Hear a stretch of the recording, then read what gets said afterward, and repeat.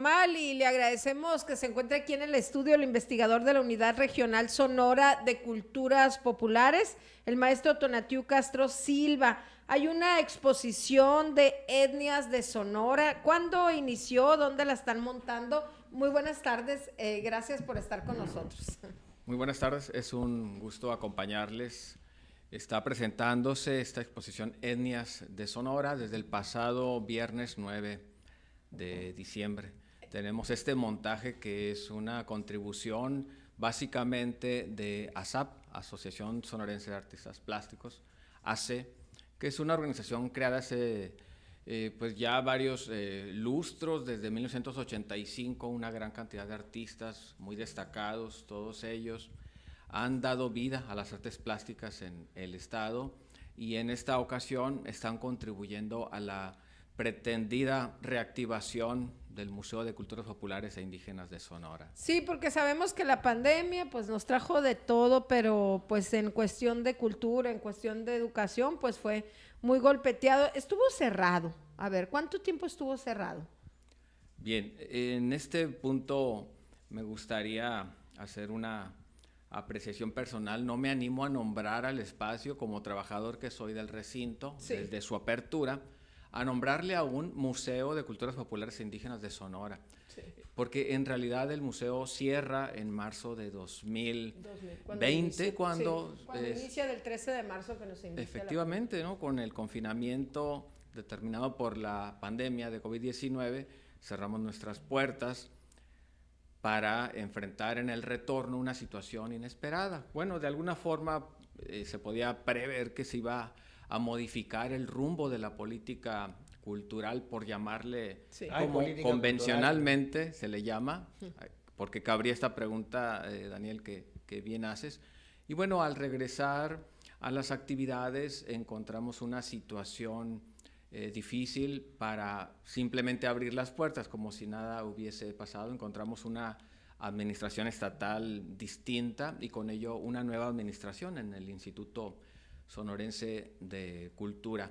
Ahora bien, hay en el recinto una condición muy importante. Recordemos que se trata de un edificio histórico artístico, sí, de 1904. Sí. Entonces todo inmueble está condenado, no es una exageración usar ese término, al deterioro, claro, si no hay un uso de él. Lo podemos ver hasta en las casas, nuestras casas, si no les damos mantenimiento, hay un súper deterioro. Así es, ¿no? Entonces se deterioró el edificio y a la par de que el Instituto Sonorense de Cultura dispuso un cierto uso para la planta alta del edificio, también encontramos un deterioro muy grave y de esta forma pues tuvo que ser inspeccionado por el INAH, por el área de protección civil de la SEC y otras instancias han ya tenido también acercamiento para inspeccionar las instalaciones.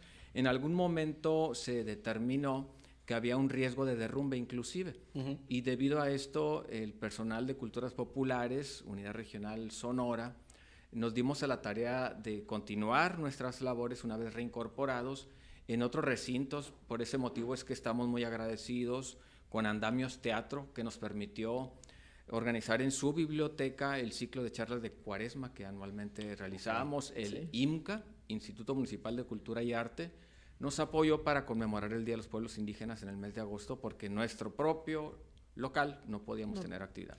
Ustedes dependen de la federación, ¿verdad?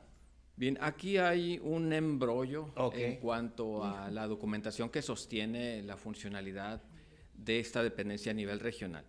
La Unidad Regional Sonora de la Dirección General de Culturas Populares de la Secretaría de Cultura fue descentralizada hacia el gobierno del estado, en particular hacia el ISC, hace mucho tiempo. El museo abrió como un recinto plenamente federal. A los 2 años se firmó un convenio de descentralización que a la fecha no se ha cumplido. Los trabajadores somos empleados federales, tenemos ISSSTE, por ejemplo, por dar una referencia muy concreta. Sí. Es decir, no se han asumido estas plazas como estatales, como si se ha dado, por dar una referencia muy cierta, el CECITES. Sí. Y bueno, el museo carece de director, nunca existe una plaza de director, debido pues a esta fluctuación que se ha dado. Entonces, operativamente dependemos del Instituto Sonorense de Cultura, el edificio pertenece al gobierno del estado, pero somos una dependencia federal. Entonces Híjole, qué relajo tienen, relajo. Qué relajo, porque de por sí cuando está bien identificada una institución hay problemas con el flujo y todo, así pues es aún más, ¿no? Sin embargo, aquí el Comal es afortunado en tener mi presencia, modestia aparte, porque Muy como afortunado. trabajador que he sido de la dependencia, puedo dar referencia muy puntual de cómo se ha venido dando la sucesión de hechos, más allá del criterio que pueda tener incluso algún funcionario que temporalmente ocupe un cargo superior. Sí, porque Pero a ver, maestro, la verdad que yo habría que reconocer que cada vez que yo en lo personal como periodista de medios nacionales e incluso de medios de otras partes del mundo, he tenido que buscar una referencia respecto a nuestros pueblos originarios, siempre en culturas populares encontramos la apertura y nos reciben. A pesar de todas las carencias presupuestales, de espacio en este momento y de todas las trabas, ustedes continúan adelante con su labor y ahorita están montando una exposición con el apoyo de sociedad civil, lo hicieron en otras épocas, es decir, siempre ha habido apertura, siempre ha habido disposición y yo creo que eso es lo que ha sacado adelante pues el trabajo ahí en culturas populares, a pesar de todas las trabas burocráticas. Efectivamente, no paramos las labores porque somos un espacio comunitario y educativo, es algo muy importante. Nuestros principales visitantes son estudiantes de todos los niveles escolares, desde preescolar. Justamente en el mes de octubre pasado abrimos una primera exposición después del periodo de pandemia sobre la tradición de Día de Muertos, que fue muy visitada, con recursos económicos y materiales del personal. Y le siguió una exposición que sigue en pie, muy pequeña, en una sola sala, sobre tradiciones navideñas, donde además de mostrar la tradición en términos museográficos, también se impartió un taller de manualidades de técnica mixta por parte del museógrafo Fidel González, con material pues proporcionado allí mismo en el recinto sin costo para el alumnado ni para las maestras. Y bueno, ha sido un aporte pues personal finalmente, porque no es solamente un centro de trabajo ni somos solamente unos burócratas como se nos ha señalado, sino que somos un equipo humano comprometido con la comunidad. Y bueno, ya que mencionas estas problemáticas, Daniel, que hemos acompañado, podría mencionar de momento aquella lucha que el pueblo seri libró en contra de un proyecto minero hace alrededor de 7 años, y otras referencias podrían ser que esta mañana se ha recurrido a nuestro auxilio por parte de la comunidad Macurahue, Guarijío, justo en este momento en el Hospital General del Estado. El comisario de Bavícora se encuentra internado porque fue agredido físicamente. Híjole. Y bueno, se trata de un conflicto territorial que escaparía en la formalidad a nuestra jurisdicción. Sí, sin a embargo, lo que les corresponde. Pero ustedes intervinieron para la gestión de la atención médica. Estamos viendo la manera de contribuir sobre todo en el aspecto económico, sí, alimentación. Por todo lo que resulte. Lo voy a interrumpir porque por acá Mario Sotelo dice un saludo al maestro, gracias. Rubén Matiella dice, se ve cerrado aún y no veo museo alguno, ojalá se reabra pronto. Rubén Matiella también dice, un tesoro ese espacio, abandonado a su suerte, injusto realmente, dice. Fíjate, y tenían, por ejemplo, a mí me gustaba, mi librería favorita era la que ustedes tenían ahí justamente en la esquina, ¿no? Esa también es era de culturas populares.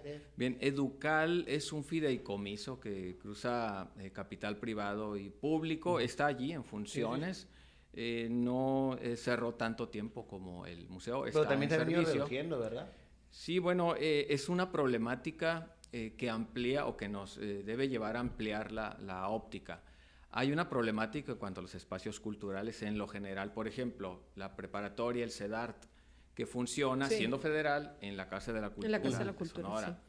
De entrada no hay una delegación del INVAL en Sonora, como no lo hay en ningún estado o en la mayoría de los estados. Y en el caso de Educal, tuvo otra ubicación en la calle Jesús García y Colosio, me parece.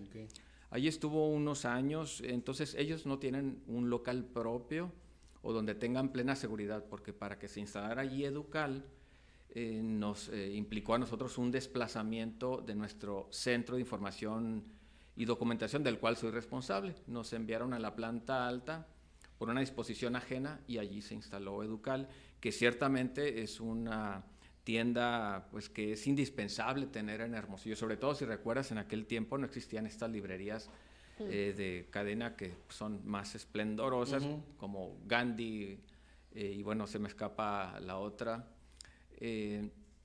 Y tenemos entonces una diversidad de ofertas que está contenida por la reapertura que bien ya nos mencionan, que está limitada. Sí. Y bueno, en este momento hay un propósito pues de reactivar el espacio con esta exposición de etnias de Sonora. En su experiencia con el tiempo que lleva ahí todo, ¿qué es lo que se tuviera que hacer? Primero suena o se escucha muy complicado el hecho de que no esté bien determinado lo que le corresponde al gobierno federal, al estatal. ¿Qué se tendría que hacer para mejorar esto? Sabemos que no hay apoyo a la cultura, porque esto es a nivel federal, no es solo para Sonora, es para el país en general. A pesar de que en campaña habían dicho otra cosa, ¿no? Sí, bueno, pues la realidad ha sido otra, ¿no? Pero Claro. ¿qué estrategias se pudieran llevar a cabo? Bien, una vía es la de darle una formalidad, propiamente formalidad, al esquema administrativo del recinto, porque como ya lo señalaba, que es algo que por cierto no se suele ventilar, el hecho de que el museo carece de director. Sí, Okay. Por no poner tiene una, cabeza, ¿no? no la tiene. No tiene por cabeza. poner una muy buena Ya. referencia. Sí, El INA en Sonora tiene un director del Centro Regional Sonora. sí. Por otro lado, se encuentra actualmente una directora. De esta manera se definen las funciones de uno y otro. Ambos son buenos amigos. Zenón Tiburcio, el arquitecto, como director del Centro INA Sonora, anteriormente director del museo. Sí. Y de esta manera pues se clarifica, ¿no?, ante La el función de público y cada entre uno. el personal, la función de cada uno. En nuestro caso no ha sido así. Tenemos o hemos tenido una jefa o coordinadora de la unidad regional y el personal directo, que vendrían siendo una o dos personas, así ha sido temporalmente. De momento es una persona la que está propiamente en el museo, el compañero Arturo Morales Blanco, un promotor cultural COMCAC o SERI, está allí como justo un miembro de nuestro equipo asignado al museo. El resto del personal Y no recibe somos. capacitación, porque para hacer un museo pues se necesitan museólogos, por ejemplo, que en Sonora los hay pocos, ¿no? Bueno, tenemos en nuestro equipo a Fidel González, que muchos años estuvo fuera de nuestra dependencia porque el Instituto Sonorense de Cultura de anteriores administraciones lo tuvo entre sus filas, que es una situación que ocurre hasta la fecha con dos de nuestras compañeras, las tiene el instituto, no disponemos de ellas, y así pues nuestro compañero Fidel González, también un compañero más, estuvieron a las órdenes del ISC elaborando en el exterior.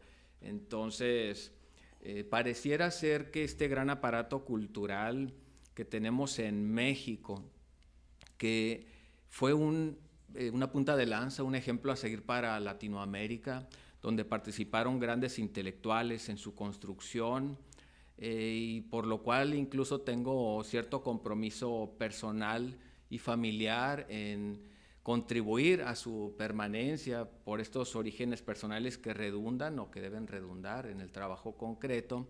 Es que mi apreciación es que este gran aparato cultural que tuvimos en algún momento, que llegó a florecer sobre todo a partir de los años 90 o que se convirtió en una promesa y que veíamos muy cercana por cumplir, gradualmente se fue convirtiendo en un chiste, siendo en la actualidad una franca broma pesada.